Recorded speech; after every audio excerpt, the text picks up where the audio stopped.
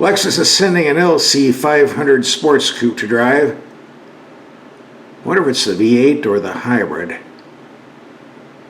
Let's look at the paperwork. 500H, that means hybrid. And here's the price with, of course, lots of options they try to stick you with.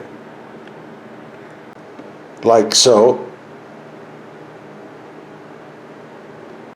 And like everyone else, they're charging for paint now, $595. Seems all the manufacturers are getting in on that game now, even the Koreans. And there's the total fee. What a bargain. But as we saw earlier, this is made totally in Japan, which means the quality is going to be high. So here it is, and I'm glad we got the blue paint. It looks better. That and red are my favorite colors for this. Anytime we get a car, first thing we do is check to see what type of tires they send us. A lot of car companies are putting cheap junkers on to save money. These are Michelin Pilot Sport, top of the line. Instead of the 20 inchers that are standard, get 21 inchers for this one that cost extra. And look at those giant brakes. Second thing we do, check and see if there's a spare tire. You don't get one with this vehicle, probably because there's no room in the trunk, which is why I have my tire repair kit in here. And third thing we do is take the headlights out in the dark so they perform. We already did that video, posted on YouTube. We'll have a link for that at the end of this video. So you see both videos for the price of one, free. And of course we get the traditional Lexus grille. Some people like this, some people don't. I think it looks okay. Definitely unique. In fact, this is a very unique car. They only import around $1,700 per year. Very exclusive.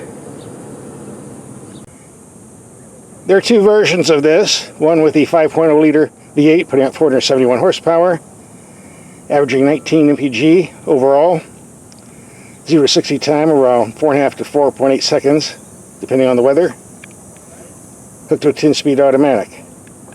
This hybrid puts out 354 horsepower total. The average fuel economy rating is 29 mpg, 26 to 33 specifically. We're going to take this out and do some driving, see if these numbers are correct. Now as far as the transmission, well, to describe this would take a whole video. Let's just say it's a combination of CVT / 4-speed, which has been converted into 10 gears. It's a very unique gearbox, only made for this particular car. So if it ever breaks, it's going to be very, very expensive to fix. But it appears to be pretty reliable thus far. Haven't heard any complaints. There's a downside for the hybrid, and that's the fact it costs $3,100 more than the V8. Yeah, that's right. Pay more, get less. So if you're a car enthusiast like me, it makes no sense. I would never do that myself. On the other hand, we have to realize there are a lot of people who buy these cars just to drive as transportation. They would never use 471 horsepower. The housewife going to a bridge club meeting, the old guy going to the golf club to swing some balls. They never go over the speed limit. What do they need a V8 for? This is perfect for them. As far as the extra cost goes, I did the math. Fuel savings take about 55,000 miles for this system to pay for itself. So if you're going to keep it 100,000 miles, you're going to come out ahead. Now let's take a look at this nice, beautiful interior. These rear seats are worthless. If you can fit someone in, they better not have any legs. For cargo and pets only. And the glove box size is totally ridiculous. There's no room in here unless you take out this super thick owner's book. They're probably never going to read. Stick it in the trunk.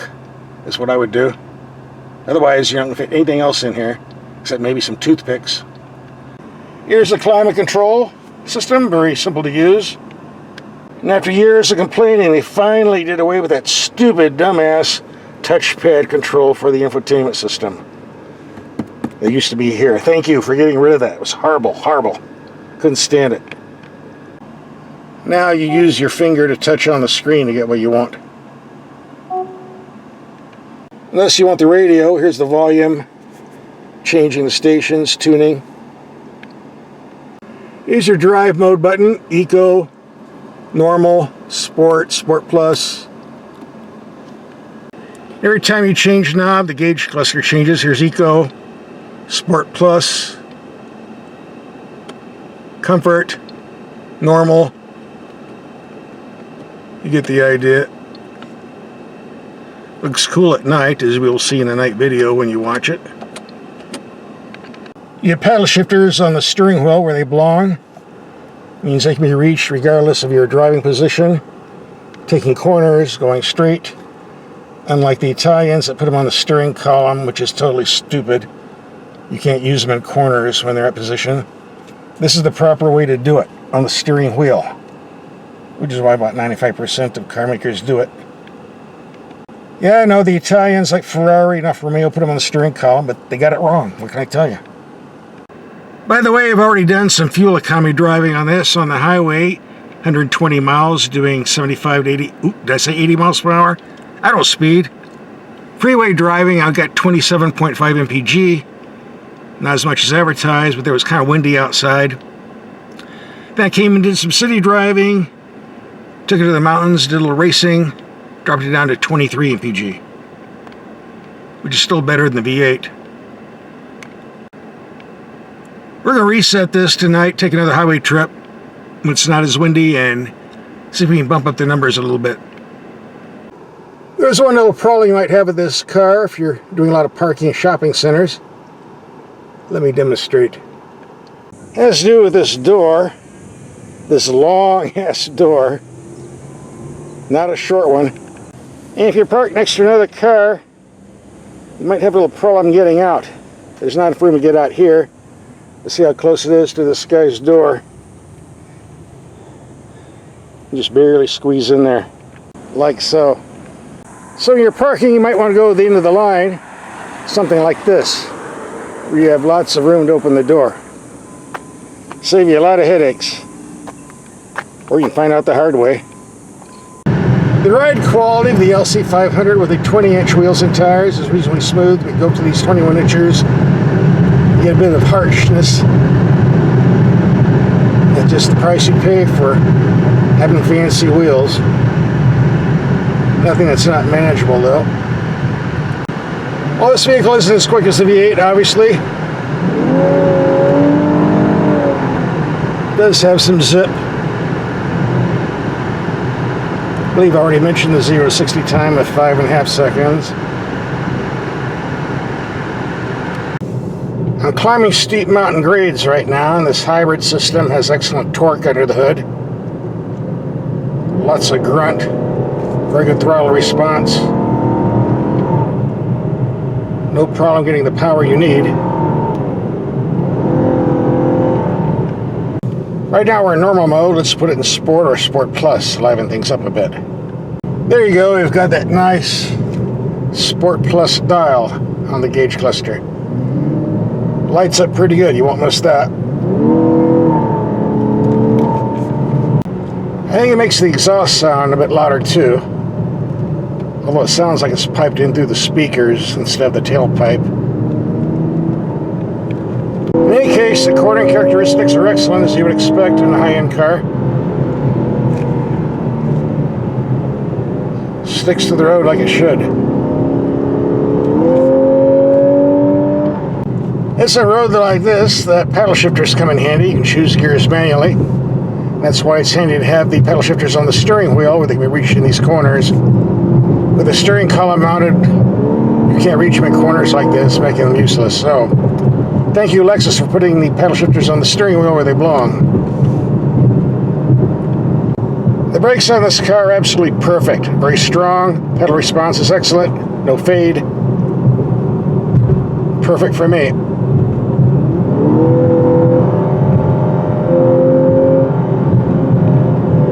I've driven the V8 version of the LC500 on this road previously, and naturally it was a lot quicker, but the gas gauge went down a lot quicker too, I can tell you that. This one's doing pretty good as far as power, so I'm not complaining. I had to take this out of the Sport Plus mode. That exhaust sound being piped in through the speakers sounds okay in short term. It gets to my nerves after a while. I'm assuming it's being piped in through the speakers. Sounds like it. Besides, this car is quick enough in the normal mode.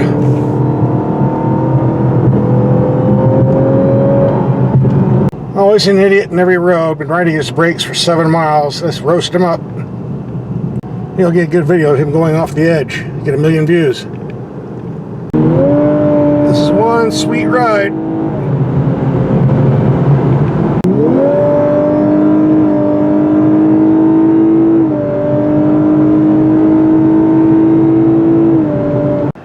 So far in the real world, in excessive heat, by the way.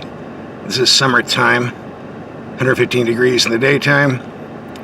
Fuel economy is running from 23 to 27. We're going to take this out on a nice non-windy day, do a highway trip, see if we can bump up these numbers just a little bit. There we go, 31.9 mpg. I think they were claiming 33. This is pretty close though. I almost forgot to show you the carbon fiber roof they're charging like $2,500 extra for. It's supposed to save weight. I don't know. I think someone said like 37 pounds or something. But on a vehicle that weighs like almost 4,600 pounds with a full tank of gas, I don't think we're getting a lot of value here. But since you only import like 1,500 to 1,700 vehicles per year, you have to take what you can get. You find one with a roof, it's either take it or don't get the car, I guess. These are hard cars to find. Very limited production. Which brings up the question, are these cars worth 100 grand? And whether you get the V8 or the hybrid, I say absolutely. Look, let's face it, Lexus isn't making a ton of money off these limited production cars. In fact, from an accountant's standpoint, there's really no reason to make them at all. The real dough is made off the full production units that go 100,000, 200,000 cars per year. So, if you get the money, you can afford it, you want one, buy it, you'll be happy. Now the question is, were we happy with the headlight performance? Now here's our headlight test night drive video coming up. Just click and watch, you're already here.